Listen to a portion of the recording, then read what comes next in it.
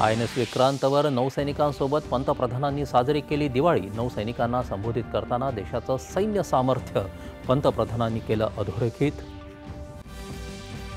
देशाच्या सर्व सुरक्षा दलांमधील अतुलनीय समन्वयानं ऑपरेशन सिंदूर दरम्यान पाकिस्तानला तात्काळ गुडघे टेकावे लागले असं सांगत पंतप्रधानांनी केला सर्व सैन्य दलांचा गौरव। भारताला जगात आघाडीचा संरक्षण निर्यातदार बनवण्याचं ध्येय भारताचं विज्ञान, समृद्धी आणि सामर्थ्य मानवतेची सेवा आणि संरक्षणासाठी असल्याचं पंतप्रधानांचं प्रतिपादन।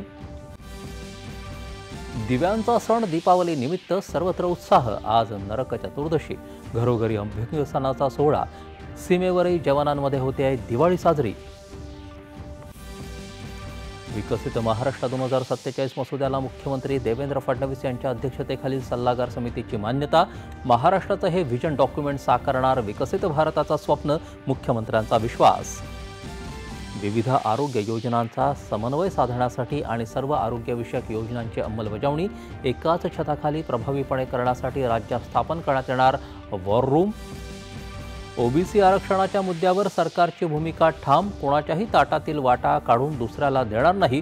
ओबीसी नेत्यांनी गैरसमज करू नये, चंद्रशेखर बावनकुळे यांचं आवाहन। राज्याचे माजी वित्तमंत्री, माजी खासदार आणि भाजपाचे ज्येष्ठ नेते महादेव शिवणकर यांचं गोंदियात वार्धक्यानं निधन। आणि हिंदी चित्रपटसृष्टीतले ज्येष्ठ विनोदी अभिनेते गोवर्धन असरानी कालवश।